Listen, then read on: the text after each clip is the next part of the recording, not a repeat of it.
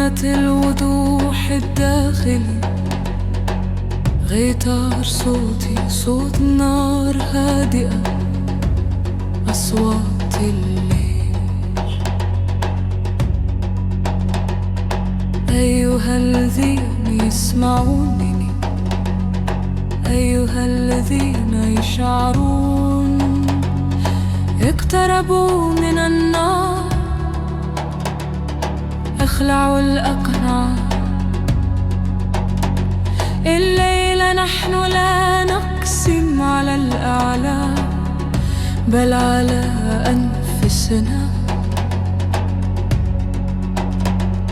نداء الحقيقة، نداء الحقيقة، نداء الحقيقة، نداء الحقيقة.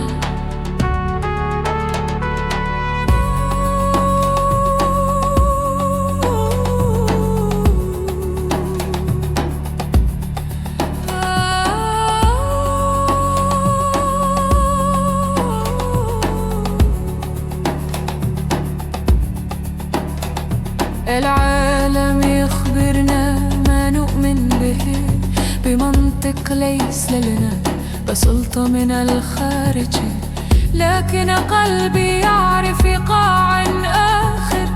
روحي تسأل أين صوتك الخاص. لا أريد أن أصغي بعد الآن إلى طريقة الآخرين. لا أريد أن أعيش في ملابس مستعارة. الليل أقسم أن أجد نفسي ليس في الكتب، ليس في العناوين، في داخلي. أقسم على قلبي، على شعوري، على الصمت في داخلي الذي لا يكذب أبدا. أقسم أن لا أطيع العالم بعد الآن، بل الصوت الذي يهمس في داخلي.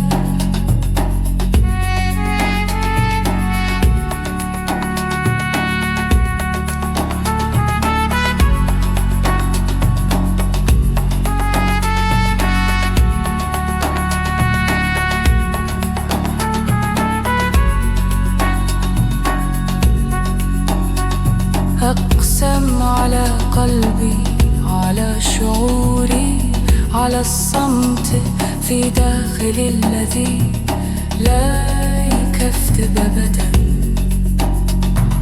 أقسم أن لا أطيع العالم بعد الآن، بل الصوت الذي يهمسي في داخلي. أقسم على قلبي، على شعوري، على الصمت في داخلي الذي لا يكذب أبدا. أقسم أن لا أطيع العالم بعد الآن، بل الصوت الذي يهمسي في داخلي. جسر عهد اللذات، فقدت الغيتار والنار، فقدت الغيتار والنار. أعتزم أن لا أفقد نفسي بعد الآن في ضجيج. أعتزم أن أثق بحقيقتي الداخلية. أعتزم أن أشعر حتى لو كان مؤلما. أنا أحب حتى لو لم يكن منطقي. أن أكون كاملا غير مقسم. لا الوعد الجديد فالوحد الجديد، والعد من يستيقظ واحد تلو الآخر، ويقسم من يصغي إلى قلبه. حينها لا تحدث ثورة، بل يحل الصمت، يحل السلام.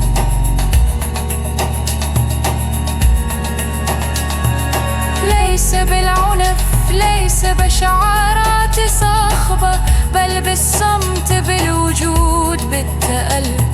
نغير العالم بتغيير أنفسنا، باستيقاظنا اليوم هنا عند النار. أقسم على حالي، على شعوري، على الصمت في داخل الذي لا يكذب أبدا. أقسم أن لا أطيع العالم بعد الآن، بلا الصوت الذي يهرس في دهلي.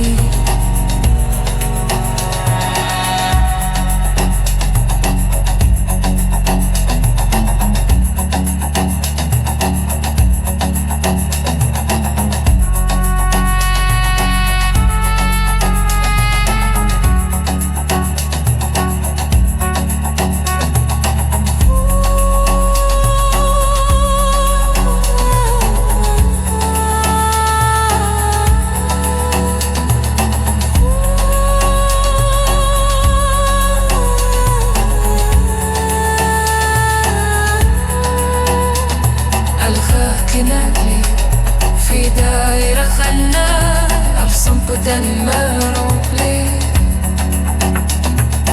أقسم بتأقسم